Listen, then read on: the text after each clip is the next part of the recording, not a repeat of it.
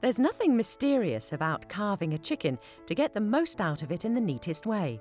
Follow this simple formula for the best results. Hold the bird steady with the carving fork, then slice down between the leg and the breast. Use the knife to press the leg outwards and expose the thigh joint. Cut through this using the tip of the knife and then pull away the leg. Cut through the joint between the thigh and the drumstick, dividing the leg into two more manageable sections. Place on a warmed serving plate. Make a vertical cut along the centre of the chicken.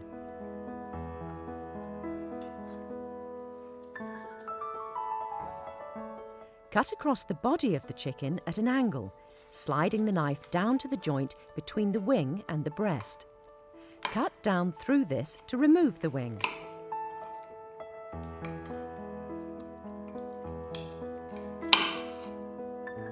The wingtip will probably fall away, leaving the more meaty wing joint.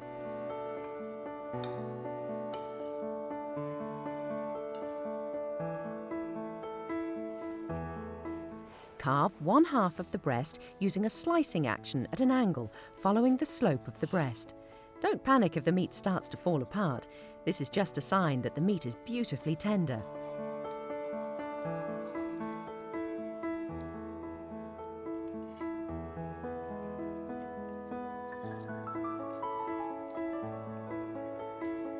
Transfer the meat to the serving plate.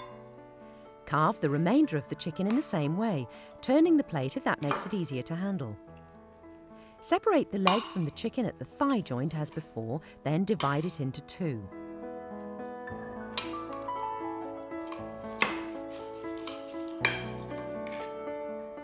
Carve the wing joint and remove the wing tip from the joint.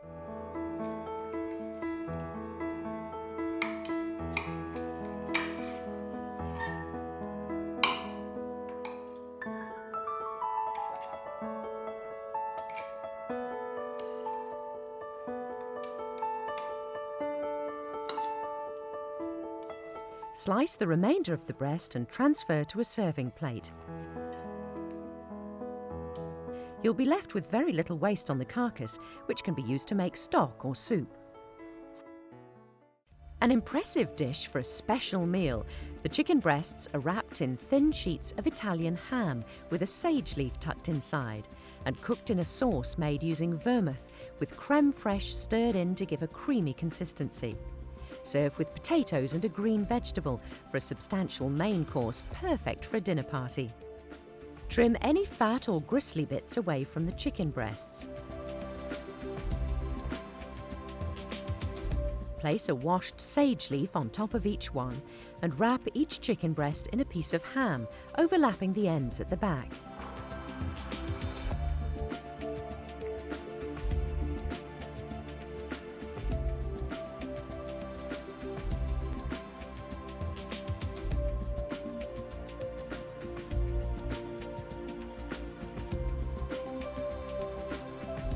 Heat a large frying pan, adding the oil and butter. When the butter starts to foam, add the chicken to the pan.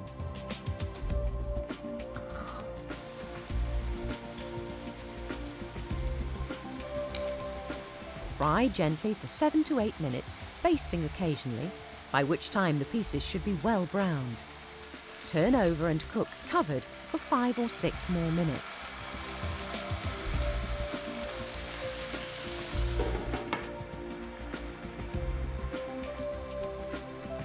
Tip in the vermouth and allow to cook covered for a couple more minutes.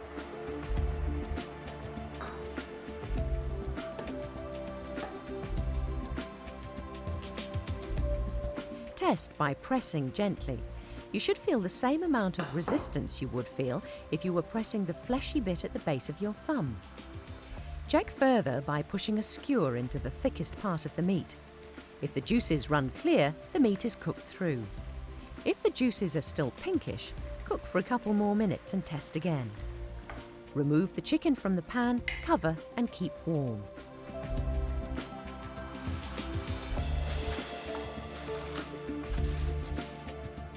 Allow the juices to bubble a little longer to reduce a little. Remove from the heat and add the crème fraîche.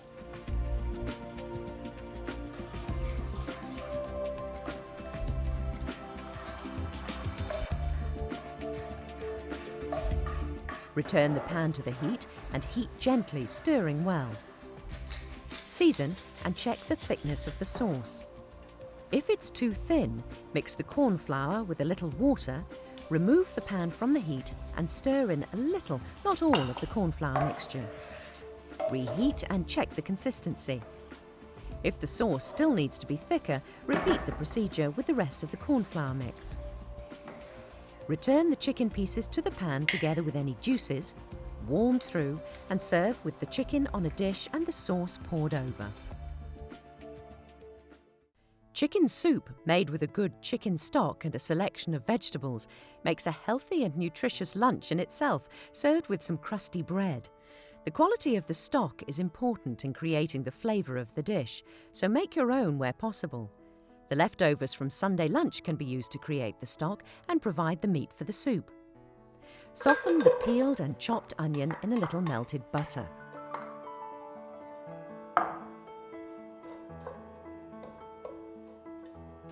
Add the peeled and sliced carrots and the peeled and chopped parsnips.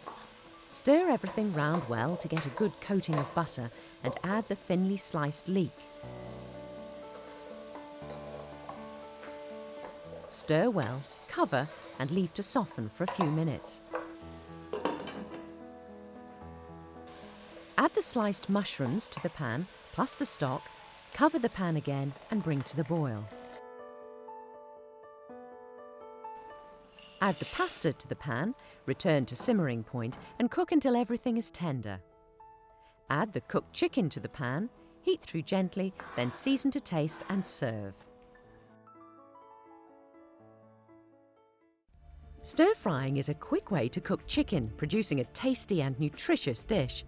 The meat is pre-prepared in a marinade with an Asian flavour, and a whole range of colourful vegetables are lightly stir-fried, sealing in their flavour and goodness. Fresh bean sprouts add a crunchy texture to the finished dish, which can be served with noodles or plain rice for a filling main meal or supper or dinner. First of all, chop the chicken breasts into small slices. Add the sherry to the corn flour and mix well together to remove any lumps. Pour into a bowl large enough to take the chicken and mix in the soy sauce.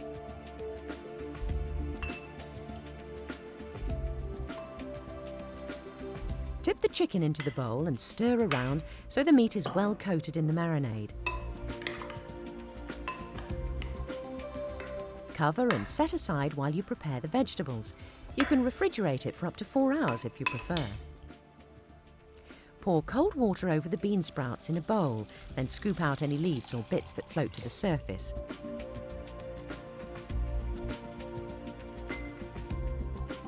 Drain and set aside. Next, prepare the vegetables. Rinse them all and drain, then remove the base from the spring onions and chop the stems into 2 centimetre lengths.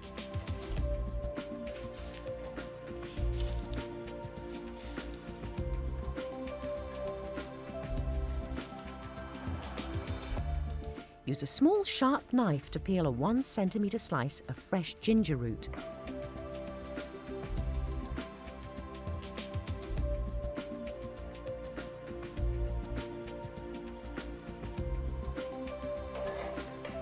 Chop into fine slices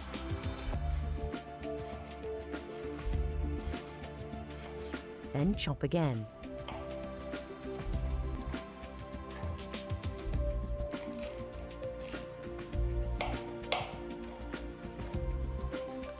Remove the core and seeds from a halved red pepper and slice into strips, then cut these into shorter lengths.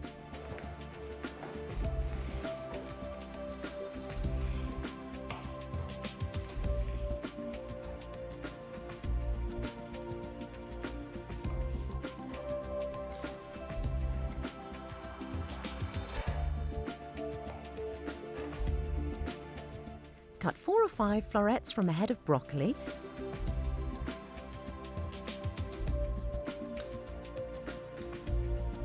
Then cut each floret in half.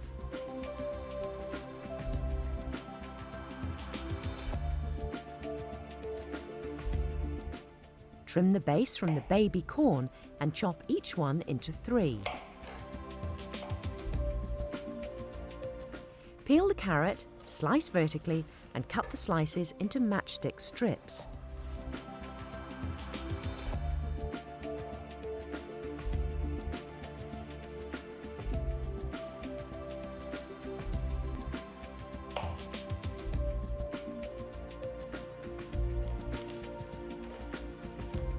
Top and tail the sugar snaps or mange tout, removing the strings.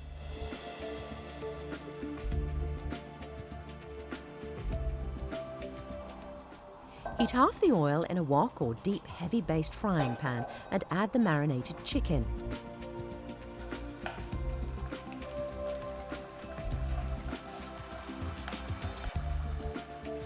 Cook over a high heat for 2 or 3 minutes, turning it constantly so that it cooks through.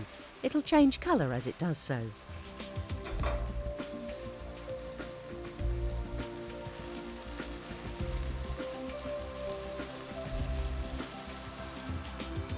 Remove from the pan with a slotted spoon, put in a dish and set aside, covering with foil to keep warm.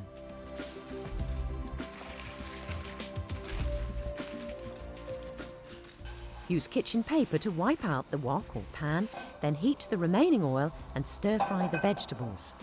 Start with the red pepper, baby corn and spring onions, then sprinkle over the ginger. Cook over a high heat for a minute or so, stirring well, then add the carrot and cook, stirring for a further minute. Add a splash more oil if necessary.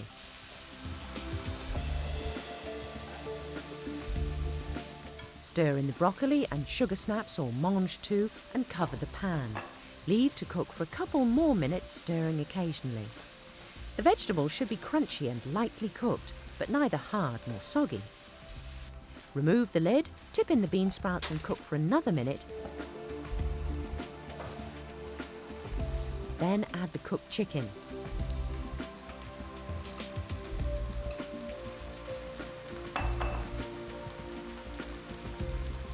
Pour over the remainder of the marinade and add the sugar and salt.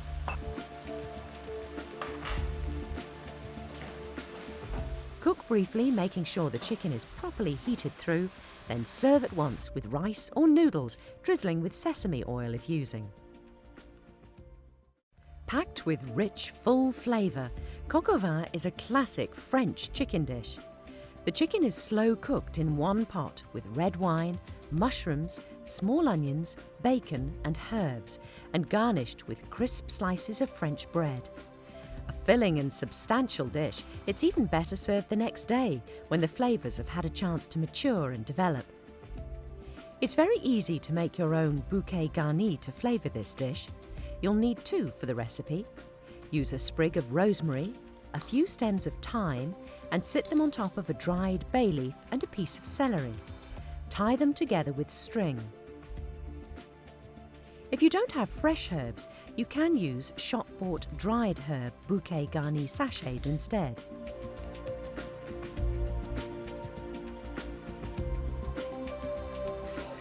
Pour a bottle of red wine into a large pan. Don't use cheap wine, which might spoil the flavour of the casserole. Choose something you'd be happy to drink. Add 1 bouquet garni, some extra thyme, and a peeled whole garlic clove. Bring to the boil, then simmer until the wine has reduced by about half to concentrate the flavour. Leave to cool. While this is happening, peel the onions. Put them in a bowl and pour boiling water over them, which will help the skin come off more easily. Leave for a couple of minutes, drain and then cool. Peel, but leave the root end intact to keep them whole during cooking.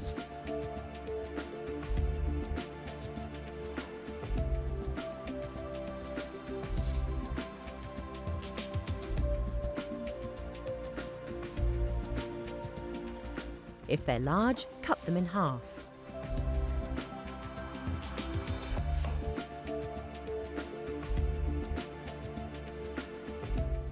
Remove any excess skin or fat from the chicken pieces. You can remove the skin completely if you wish, but the chicken will brown better and the flavour will be enhanced if you keep it on.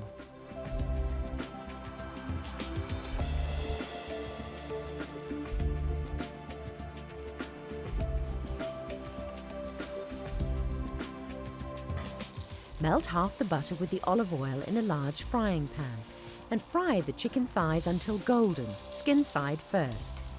The fat beneath the skin will run into the pan and can be poured away later. Turn the chicken pieces, brown on the other side, then transfer to a large oven-proof casserole dish and keep warm.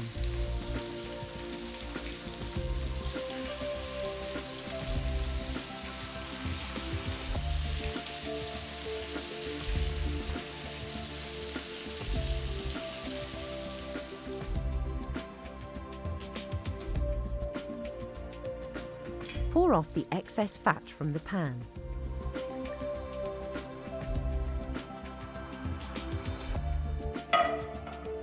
Add the lardons to the pan and fry with the peeled onions until golden brown, turning frequently so they colour evenly. Add a little more butter to the pan if needed.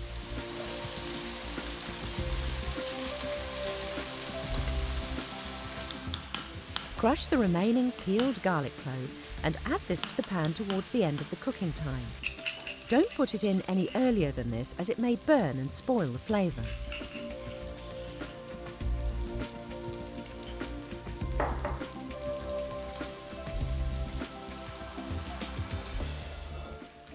Add the lardons and onions to the casserole along with the second bouquet garni. Then strain the wine over everything, removing the thyme and the bouquet garni.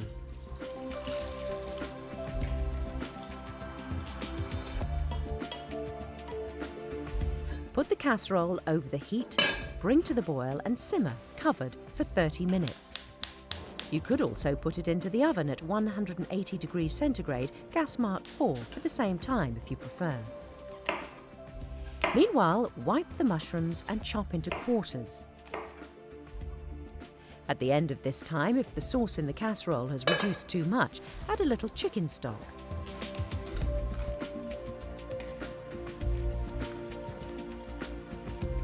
Add the mushrooms and cook as before for 20 minutes.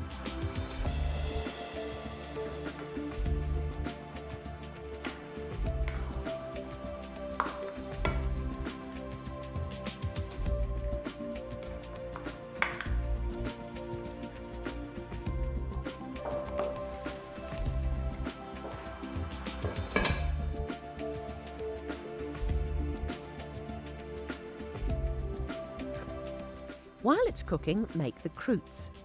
Cut 12 thin slices from a French loaf or ficelle.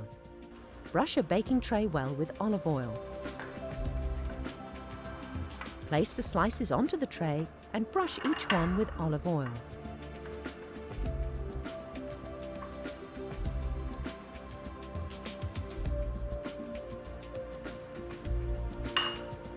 Either grill them or bake in the oven, turning once until crisp and golden brown on both sides. Remove from the tray and cool on kitchen paper. Make a beurre manière to thicken the sauce by working the flour into the softened butter on a plate or in a small bowl using a round-ended or palette knife. Add the flour as you work until it's well blended.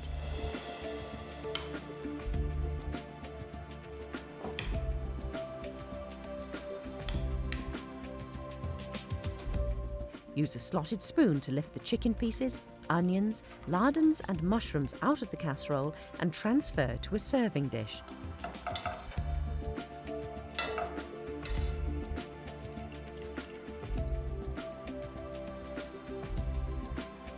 Cover and keep warm.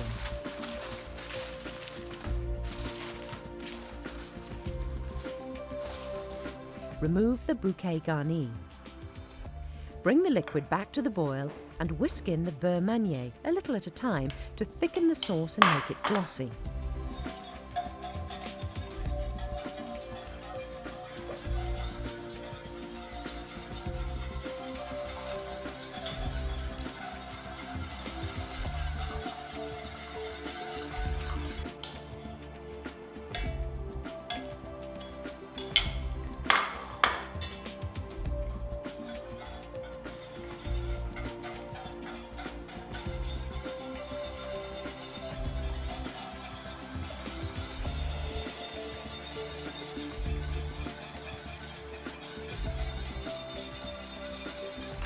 season to taste, and return the chicken to the casserole.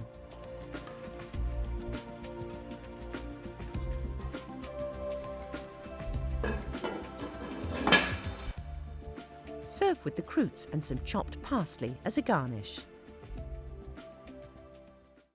If there's a lot of fat left in the roasting tin after cooking your chicken, drain some of it away, leaving around 2 tablespoons in the tin plus the juices from the meat. Tip the fat and juices into a small saucepan. Save the water you've used to cook vegetables to accompany your chicken and add 350 ml of it to the roasting tin. Water from carrots, potatoes or parsnips is suitable, but not from green vegetables. Deglaze the roasting tin by scraping any bits away from the base using a spatula. Add a rounded tablespoon of flour to the saucepan and heat it gently, stirring well all the time to create a roux or paste which will thicken the gravy. Use a whisk to help you remove any lumps. Then add the cooking liquid from the tin and heat gently, whisking well until it starts to simmer.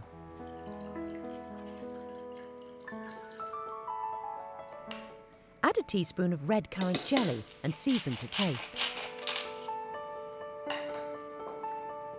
Add more stock to thin the gravy to the preferred consistency. Dip in any juices from the resting meat and stir well in.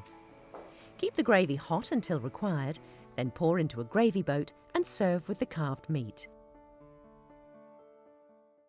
Chicken is a real favourite with just about everyone, and it's one of the most versatile of meats. Properly cooked, it has succulent flesh that is delicious simply roasted or used as an ingredient in all manner of dishes, from soups to stir-fries.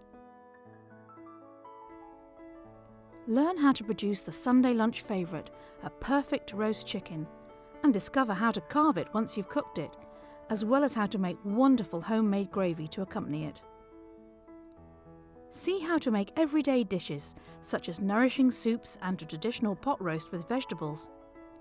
Discover how well chicken blends with the flavours from a whole range of cuisines, including French, Italian and Thai, to produce kebabs, stir-fries and curries, as well as impressive dinner party dishes. Pick up tips from the experts in every recipe, including how to reduce sauces, make gravy without lumps, stop kebab skewers from charring, and how to joint a chicken so that you use up every single scrap of meat. From basic skills such as making chicken stock to serving up a classic Coq Au Vin, every step along the way is clearly shown and explained to guarantee you successful results every time. This is a useful skill to learn, as it can be more economical to buy a whole fresh chicken and joint it than to buy individual portions, particularly for 2 people. Use large and small cook's knives for this, both of which need to be sharp. Hold the chicken firmly with one hand, then, using the smaller knife, cut through the skin between one of the legs and the breast, and press the leg firmly outwards to expose the joint. Use the tip of the knife to cut through the joint, turning the bird over as you do this, and cutting around the oyster on the underside. Continue cutting through the skin and remove the whole leg joint.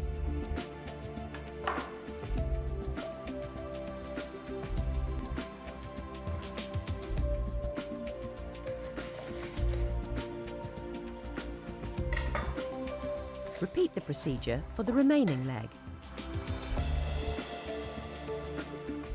Use your fingers to locate the joint at the heel or tip of the drumstick, then use the large knife to trim it.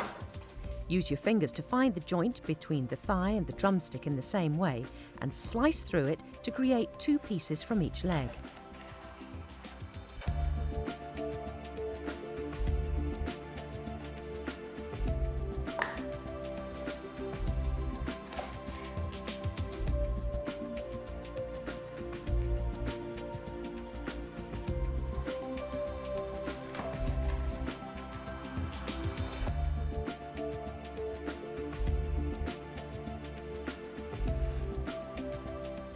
Using the small knife, cut along the breastbone ridge and using sweeping strokes, cleanly separate the breast meat from the bone on one side of it.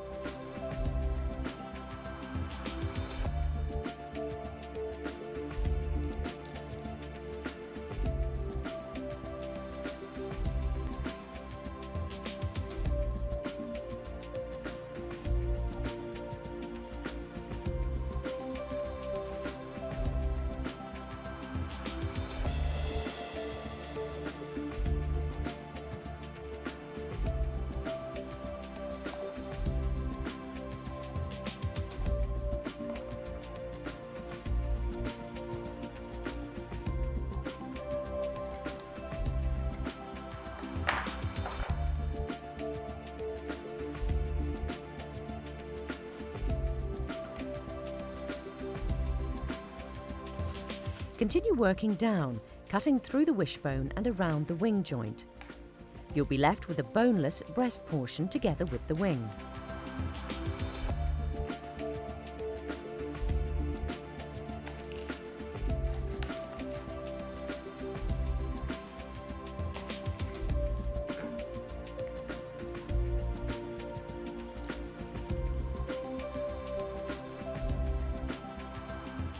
Check for the wishbone and trim it away if it's contained within the piece. Use the large knife to trim away the last 2 sections of the wing, leaving a short, stubby bone in place. This portion, known as a supreme, isn't widely available in supermarkets and is very useful for roasting with the skin on, with spicy or herb mixtures pushed beneath the skin.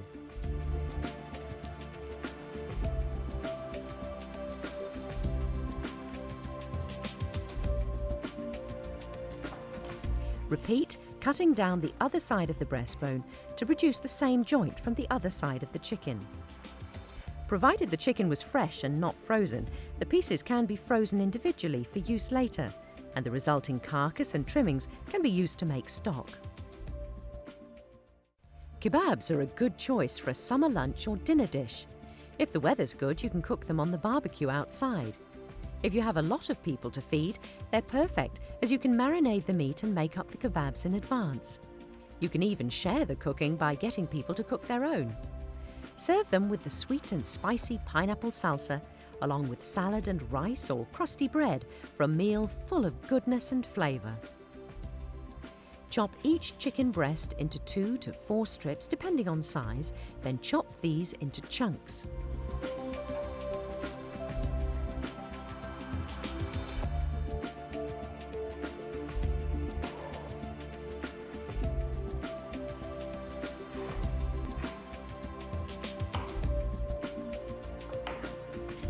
Prepare the marinade by peeling and crushing a clove of garlic and putting it into a bowl big enough to hold the chicken pieces. Add 1 teaspoon of fresh ginger, a dessert spoon of honey, a dessert spoon of hoisin sauce, a teaspoon of hot chili sauce, and a tablespoon of soy sauce. Use a zester to remove the zest from 1 large orange and add this to the bowl. Cut the orange in half, squeeze both halves and add the juice to the bowl. Mix the marinade together and tip in the chopped chicken. Mix well, then cover and refrigerate for 2 to 4 hours to allow the flavours to infuse.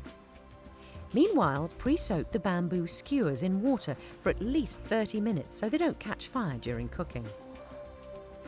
Make the salsa to serve with the kebabs by chopping the fresh pineapple into small cubes and putting it into a bowl.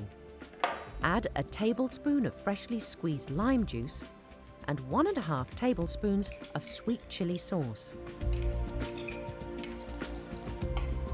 Cover and leave in the fridge until ready to serve.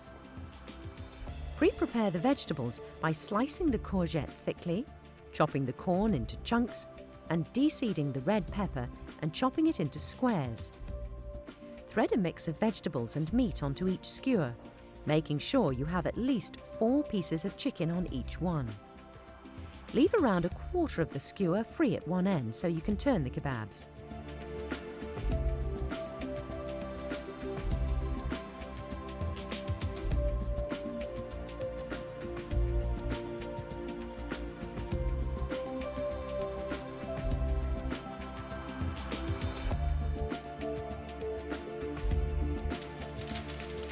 Continue until you've used up all the meat and vegetables. There should be enough for 8 to 10 skewers.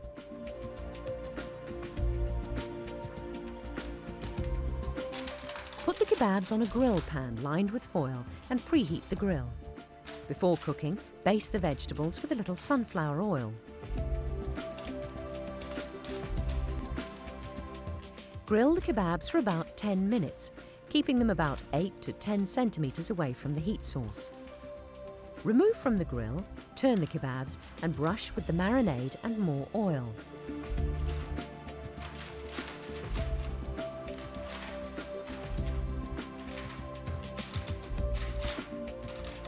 Grill for 5 more minutes, brushing with more oil and marinade as necessary. Alternatively, you can barbecue the kebabs for about 10 minutes, turning them and brushing with oil and marinade. When the kebabs are cooked, take the salsa from the fridge and add a tablespoon of finely chopped fresh coriander. Mix everything together, spoon into a small bowl and serve with the kebabs. A pot-roasted chicken is a great dish to make for a hearty winter meal. As the name suggests, everything is cooked together in one casserole dish, so that the juices and goodness infuse the vegetables that surround the chicken. A garlic and herb butter is pushed beneath the flesh of the chicken to give it a really delicious flavour as it cooks. Most of the effort goes into the preparation of the main ingredients of the dish. Then, once it's in the oven, it more or less looks after itself as it cooks. The only additions you'll need to serve the dish are some roast or mashed potatoes. Take a handful of washed flat-leaf parsley leaves and chop finely with a sharp knife. If you have a mandolin, a special knife with a curved blade, use this as it's the most effective way to chop herbs really finely.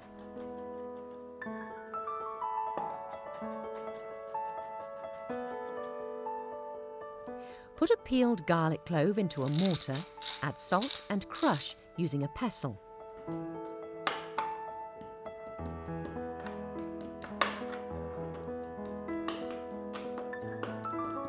Put the soft butter on a plate, sprinkle the tablespoon of chopped parsley over it and tip the garlic paste on top.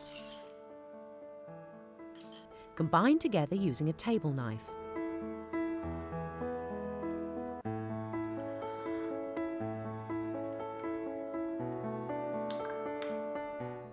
Prepare all the vegetables in advance. Peel the carrots and chop each one into 3.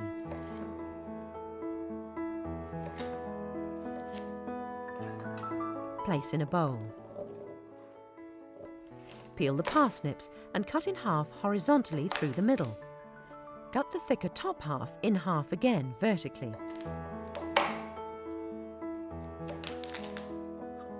Add to the carrots.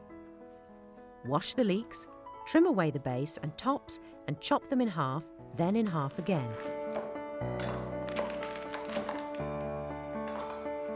Add to the bowl.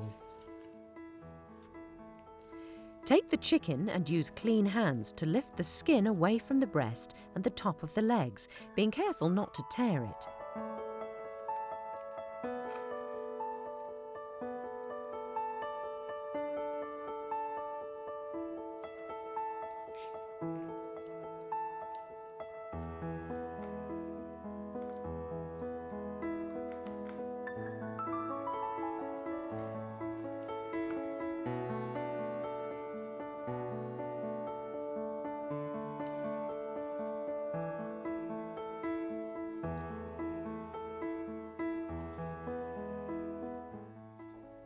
Use your fingers to push the garlic butter down between the skin and the flesh, massaging it into place with the other hand.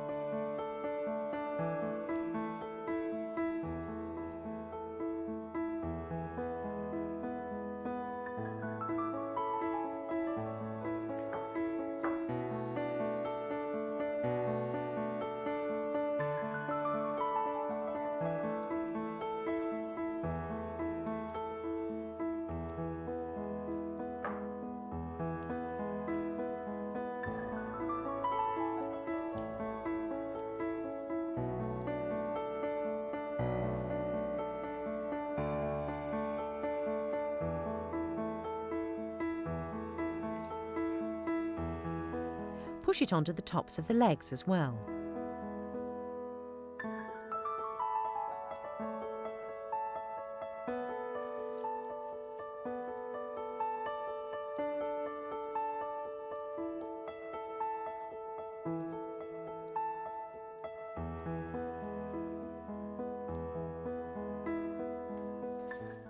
Turn the chicken over and truss it with a long piece of string. Taking it under the wings, crossing the ends over, then turning the chicken over. Take the ends along the leg joints and wrap around the ends of the legs, knotting securely.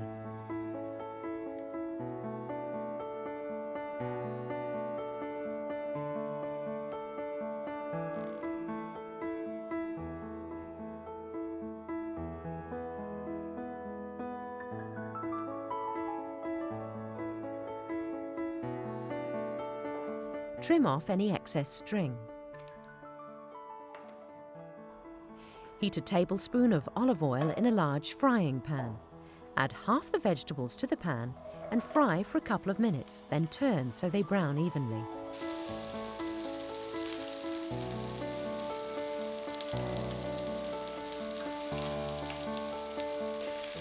Place the vegetables in a large casserole dish with a well-fitting lid, big enough to take the chicken as well. Lightly brown the remainder of the vegetables and add to the casserole dish. Wipe out the frying pan with kitchen paper, then add another tablespoonful of oil. Put the chicken into the pan and brown on the base and the top.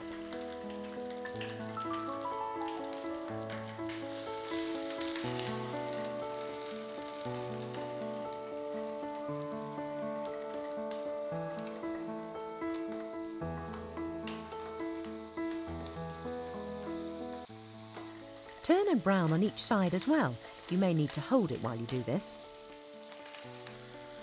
Make a well in the centre of the vegetables, moving some of them from the centre to the sides of the casserole to accommodate the chicken. Lift a few of them out and keep to one side. Add the chicken to the casserole, then top up the dish with the vegetables.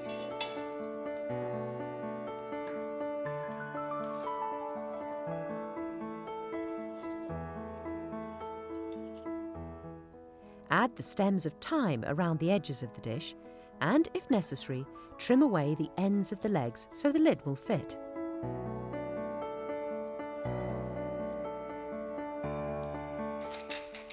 Season with salt and pepper,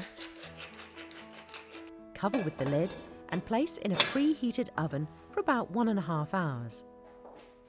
Every half an hour or so, take out of the oven and baste the chicken with the juices. Add the stock halfway through cooking to keep everything moist.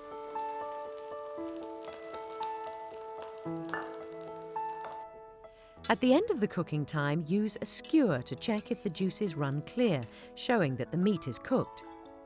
Lift the chicken out of the casserole, draining the liquid from the cavity, and transfer it to a warmed serving dish.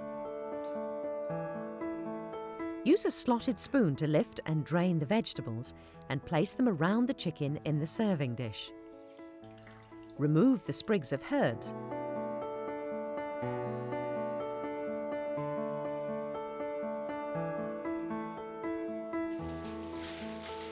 Cover the dish with foil and keep warm.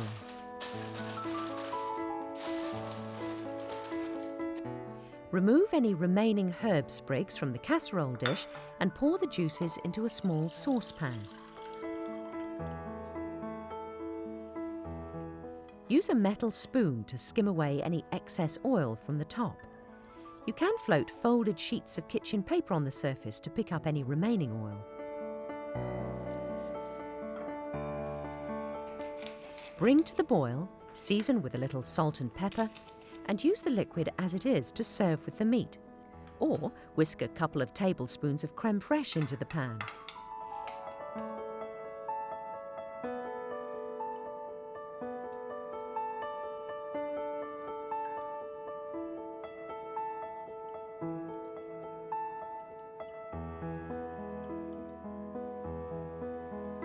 Heat through thoroughly, turn off the heat, add a tablespoon of finely chopped parsley and serve, along with some crumbled crispy bacon as an optional garnish.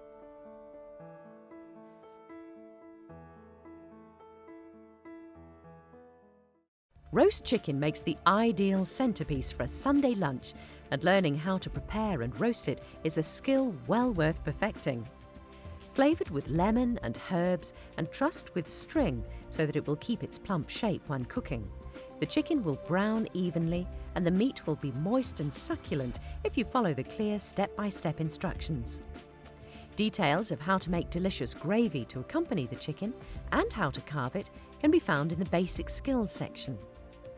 Before cooking the chicken, allow it to come up to room temperature, removing any packaging and string. Remove any loose lumps of fat from the cavity and use a large cook's knife to trim away the ends of the chicken legs which are prone to burning. Season the cavity with salt and pepper.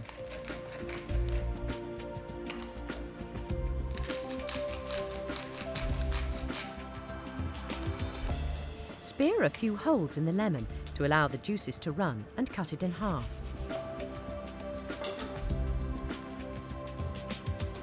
Push one half inside the bird together with a bundle of washed fresh herbs such as thyme, rosemary and tarragon. Then add the other half lemon.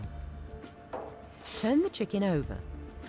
Take a long piece of string and pass it over the first joints of the wings under the bird.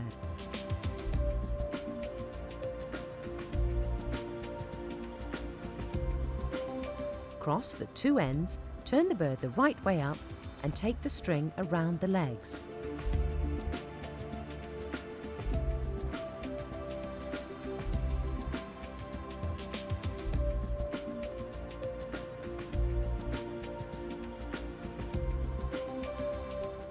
Tie the two drumstick ends together, then tuck in the flap of skin holding the lemon and herbs in place, tie this into the legs and secure.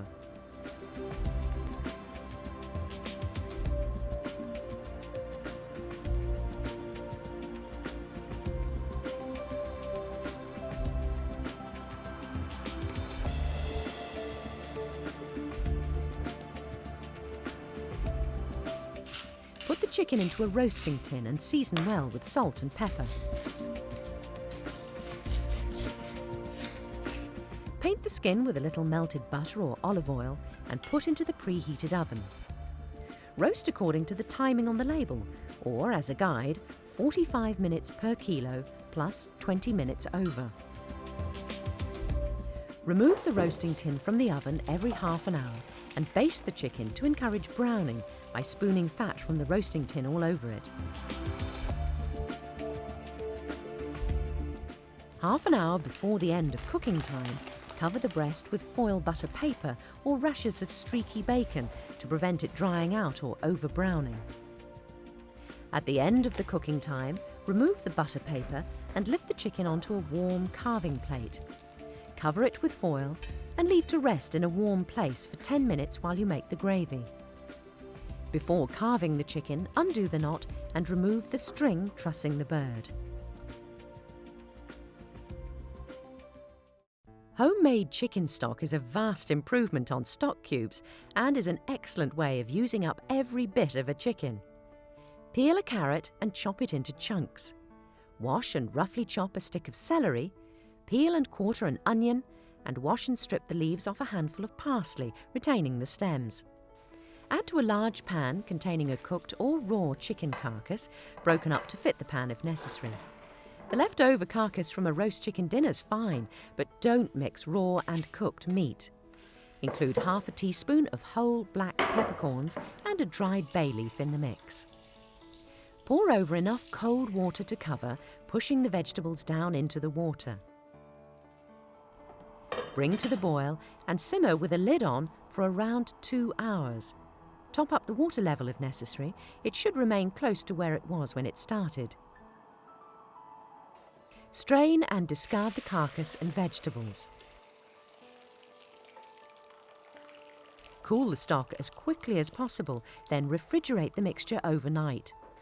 Any fat will rise to the top and solidify, and you'll be able to scoop it off the surface and dispose of it, but not down the kitchen sink.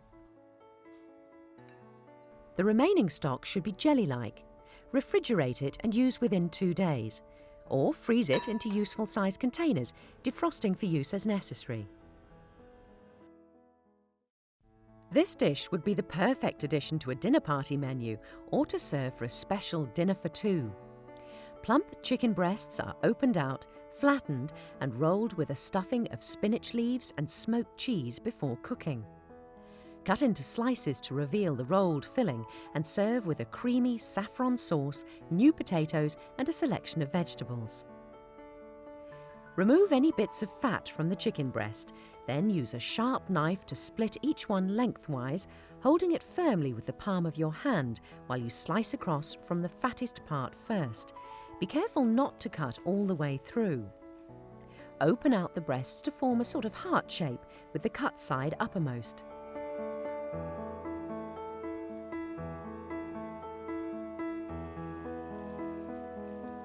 Cover them all with cling film and use a rolling pin or a bottle to beat them enough to flatten them, but not to break them apart.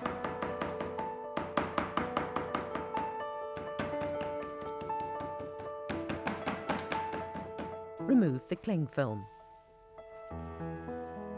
Slice the smoked cheese very thinly. If you have a cook's cheese slicer, this will do the job perfectly.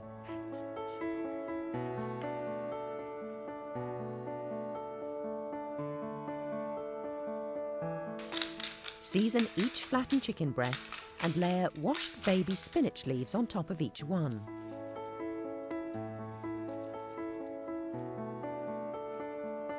Sprinkle some grated nutmeg on top of this, then squeeze the half lemon and drizzle some of the juice over the spinach leaves.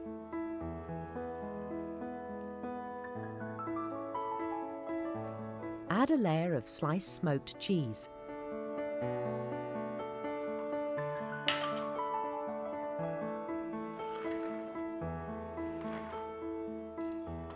Starting at the wide end, roll the chicken up and secure with a cocktail stick.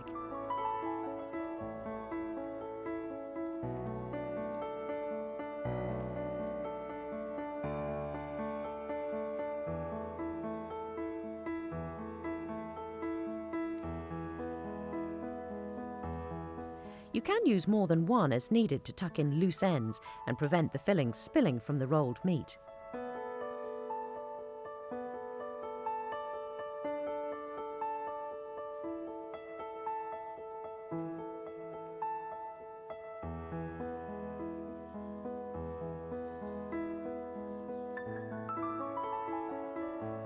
Line a roasting tin with foil and brush with oil.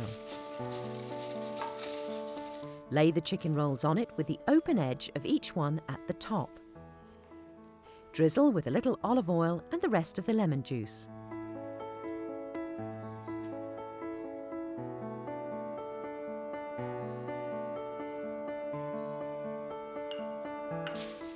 Put foil over the top of the tin and bake for 25 minutes in a preheated oven. Whilst the chicken is cooking, make the sauce. Peel and finely chop the onion. Cut it in half, then slice down vertically, keeping the base intact.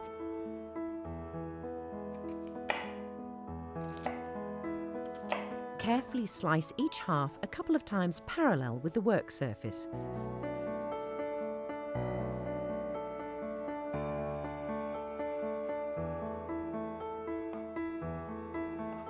You can then slice down across all the layers, dicing it very finely.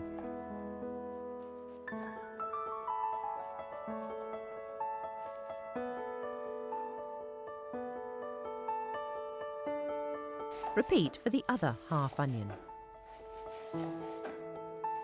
Gently soften the chopped onion in butter in a small saucepan without browning it. Add the stock and the saffron strands. Simmer for 10 minutes without a lid to reduce the liquid by about a third and draw the yellow colour out of the saffron. Take the pan off the heat, stir in the cream and then return to the heat and bring back to the boil. If the sauce is a little thin, mix the corn flour with a little water and add this to the saffron sauce, removing the pan from the heat first. Return to the heat and bring back to the boil briefly, stirring well. Lift the cooked chicken breasts from the foil-lined tray and remove the cocktail sticks by twisting and pulling them. Use a piece of kitchen paper to protect your hand from the heat if necessary.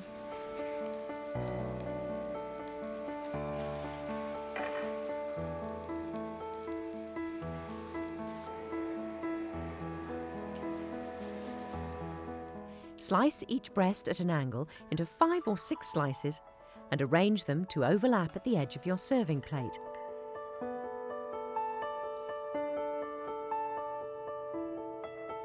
Spoon the sauce onto the plate and serve.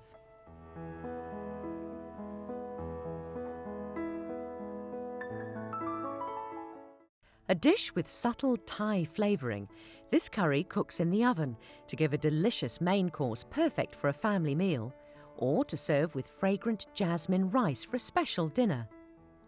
Make the paste yourself for the freshest combination of flavours. It's simple to blend in the liquidizer. Then add to coconut milk along with the chicken, tomatoes and sweet potato to make a substantial dish that tastes even better the day after cooking. To make your own curry paste for this dish, slice your chilies, remove the stalk, then de-seed and chop. If you prefer a hotter curry, leave the seeds in place.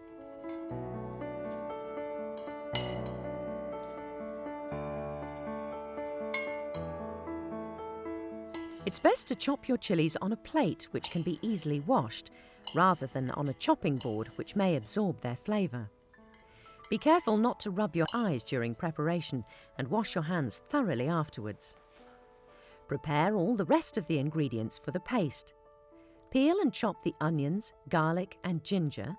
Prepare the lemon rind and chop the coriander. Put all of these, along with the chopped chilli, into the goblet of a liquidizer or food processor, along with the cumin, coriander, turmeric and paprika.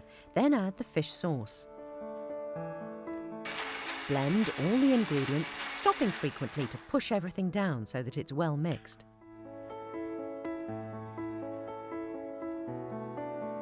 Add 1 tablespoon of sunflower oil when everything is partly blended. You may also need to add a tablespoon of water to the mixture if it's still too thick.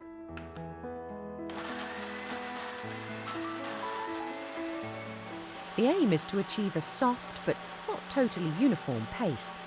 Remove it from the blender at once to prevent the strong flavours tainting the plastic. To make the curry, collect all your ingredients together and preheat the oven.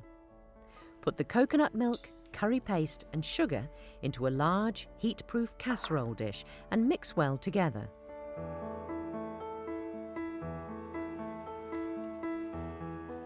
Bring to the boil on the hob, then turn down the heat to a simmer.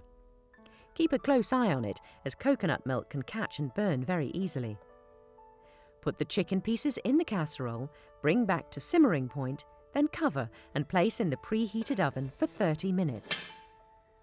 After this time, remove from the oven, stir everything around and add the chopped sweet potato and the chopped tomatoes. Stir these in well and return to the oven for a further 20 minutes.